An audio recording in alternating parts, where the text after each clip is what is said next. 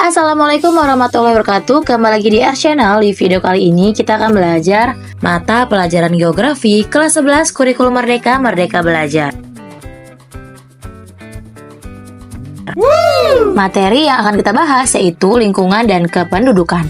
Subbab materi yaitu lingkungan sebagai habitat hidup berkelanjutan. Penduduk sebagai sumber daya manusia. A. Lingkungan sebagai habitat hidup berkelanjutan. Pengertian lingkungan, ekosistem, dan etika lingkungan. Pengertian lingkungan hidup. Lingkungan hidup adalah kesatuan ruang dengan semua benda, daya, keadaan, dan makhluk hidup termasuk manusia dan perilakunya yang memengaruhi alam, kelangsungan peri kehidupan, dan kesejahteraan manusia serta makhluk hidup lainnya. Undang-Undang RI Nomor 32 Tahun 2009. Tatanan unsur lingkungan hidup yang merupakan kesatuan utuh, menyeluruh, dan saling memengaruhi dalam membentuk keseimbangan, stabilitas, dan produktivitas lingkungan hidup. Undang-Undang RI Nomor 32 Tahun 2009. Prinsip etika lingkungan menurut Alexander Sonikenov.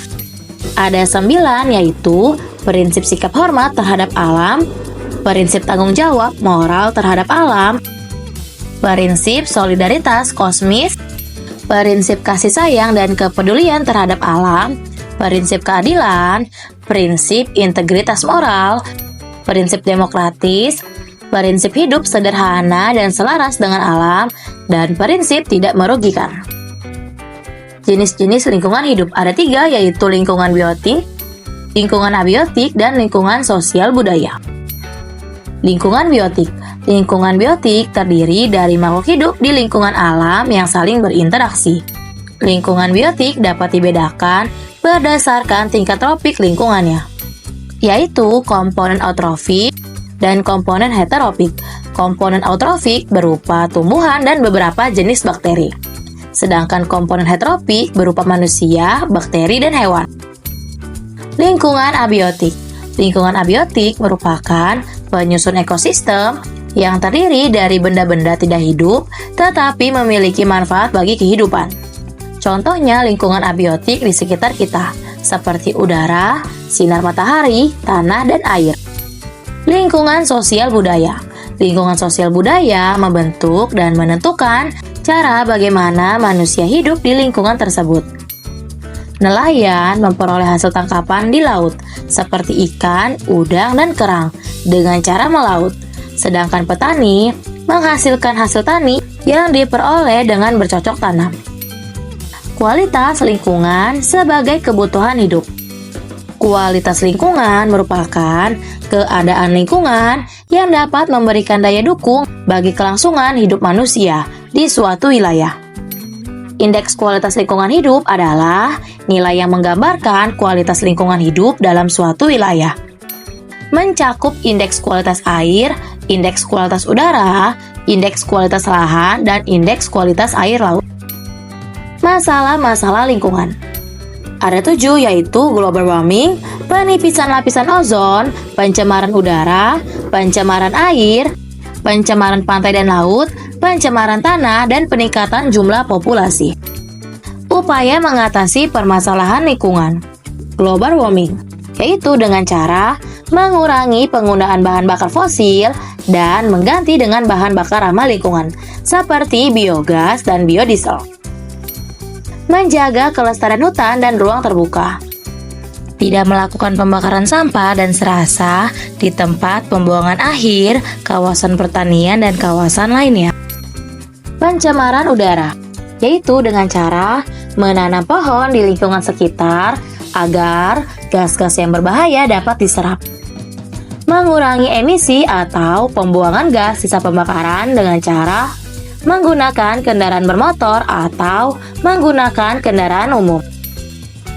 Mengurangi dan bahkan menghindari pemakaian gas berbahaya yang dapat merusak lapisan ozon di atmosfer, seperti freon atau klorokarbon yang banyak digunakan pada peralatan pendingin. Permasalahan air, yaitu dengan cara melakukan gerakan hemat air, melakukan gerakan penanaman pohon, melakukan pengolahan limbah dengan benar, menggunakan cairan pembersih ramah lingkungan, desalinasi air asin menjadi air tawar. Upaya mengatasi permasalahan lingkungan laut dan pantai, yaitu dengan melarang penangkapan ikan menggunakan pukat harimau dan bahan peledak, melarang pengambilan terumbu karang karena terumbu karang merupakan habitat bagi ikan dan biota laut lainnya, melakukan reklamasi pantai dengan menanam kembali tanaman bakau di area sekitar pantai.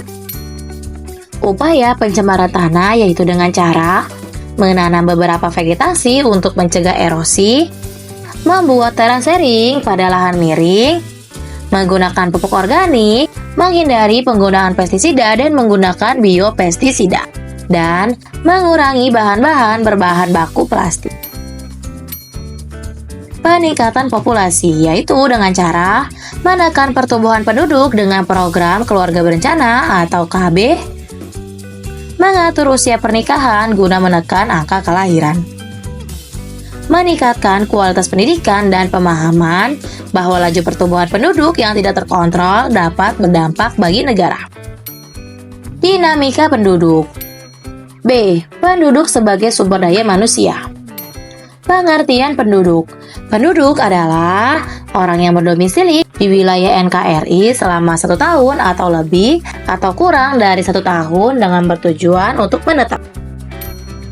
Menurut Undang-Undang RI Nomor 24 Tahun 2013, penduduk adalah warga negara Indonesia dan orang asing yang bertempat tinggal di Indonesia. Pertumbuhan penduduk dunia. Menurut World Population Prospect tahun 2019, penduduk dunia diperkirakan akan mencapai 9,7 miliar pada tahun 2050 dan dapat mencapai puncaknya pada tahun 2100 sebesar 11 miliar penduduk. 61% penduduk dunia tinggal di Asia sebanyak 4,7 miliar. Tiongkok dan India merupakan negara terpadat di dunia. Menurut sensus penduduk tahun 2020, penduduk Indonesia pada September 2020 sebanyak 270,20 juta jiwa.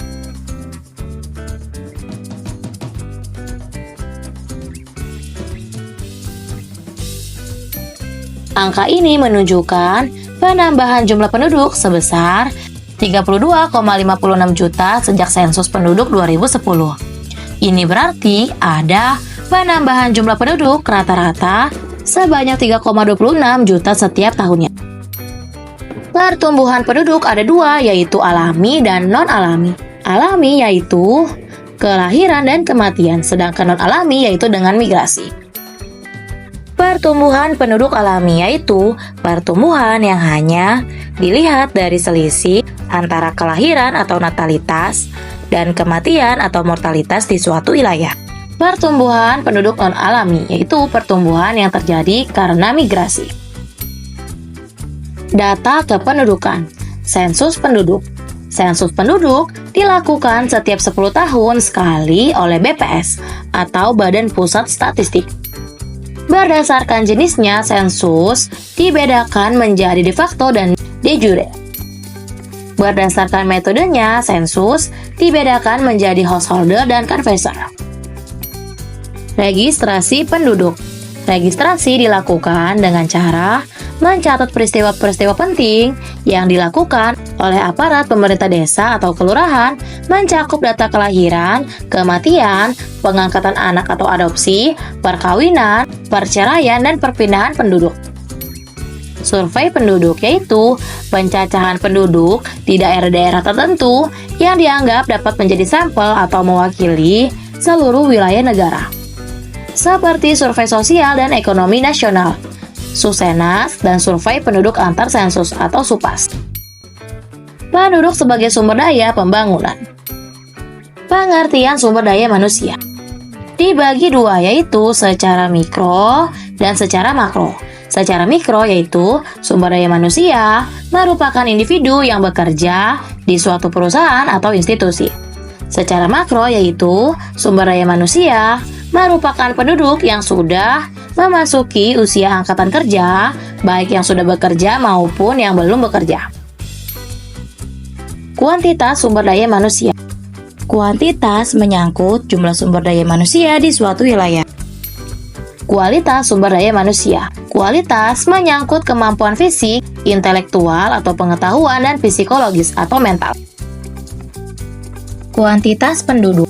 Jenis-jenis migrasi ada 5, yaitu urbanisasi, imigrasi, transmigrasi, emigrasi, dan remigrasi. Urbanisasi yaitu perpindahan penduduk dari desa ke kota. Imigrasi, perpindahan penduduk dari satu negara ke negara lain dengan tujuan untuk menetap. Transmigrasi yaitu perpindahan penduduk dari daerah yang padat ke daerah yang kurang padat penduduknya. Emigrasi yaitu keluarnya penduduk dari suatu daerah untuk masuk ke daerah lain. Remigrasi yaitu kembalinya penduduk ke daerah asalnya. Komposisi penduduk ada 3, yaitu berdasarkan generasi, kelompok umur, dan rasio jenis kelamin. Berikut bagan komposisi penduduk menurut generasi, menurut umur, dan menurut jenis kelamin. Komposisi penduduk muda atau ekspansif. Jumlah penduduk usia muda 0 sampai 19 tahun sangat besar, sedangkan usia tua sedikit.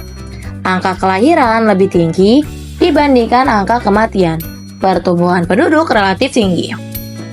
Komposisi penduduk dewasa atau stasioner. Jumlah penduduk usia muda dan usia dewasa relatif seimbang. Angka kelahiran tidak begitu tinggi dan angka kematian relatif rendah. Pertumbuhan penduduk rendah. Komposisi penduduk tua atau konstruktif. Jumlah penduduk usia muda dan usia tua sangat kecil. Jumlah penduduk terbanyak pada usia dewasa. Angka kelahiran dan kematian sangat rendah. Pertumbuhan penduduk sangat rendah. Penduduk cenderung berkurang dari tahun ke tahun. Kualitas penduduk dilihat dari pendidikan, kesehatan, dan ekonomi. Pendidikan. Tingkat pendidikan yang tinggi mampu menggambarkan kemampuan penduduk dalam menguasai iptek sehingga mampu mengolah sumber daya alam dengan baik. Kesehatan. Jika kesehatan penduduk tergolong buruk, maka tidak akan terjadi produktivitas yang baik untuk menyejahterakan kehidupan di tempat tinggalnya. Ekonomi. Faktor ini dilihat berdasarkan daya beli yang dimiliki penduduk. Daya beli bergantung pada pendapatan per kapita, yaitu pendapatan yang diperoleh rata-rata tiap penduduk per tahun. Masalah-masalah kependudukan yaitu tingginya angka pengangguran, kemiskinan, dan kriminalitas. Persebaran penduduk tidak merata, menurunnya kualitas dan tingkat kesejahteraan penduduk, dan arus urbanisasi tinggi. Upaya-upaya mengatasi kependudukan yaitu melaksanakan program keluarga bencana atau KB, menggalakkan program transmigrasi, meningkatkan kualitas sumber daya manusia seperti mengadakan pelatihan, keterampilan, pemberian beasiswa, dan meningkatkan kualitas tenaga pendidik, dan memperluas lapangan pekerjaan. Oke, cukup materi di video kali ini. Materi selanjutnya di video berikutnya ya. Wassalamualaikum warahmatullahi wabarakatuh. Damn.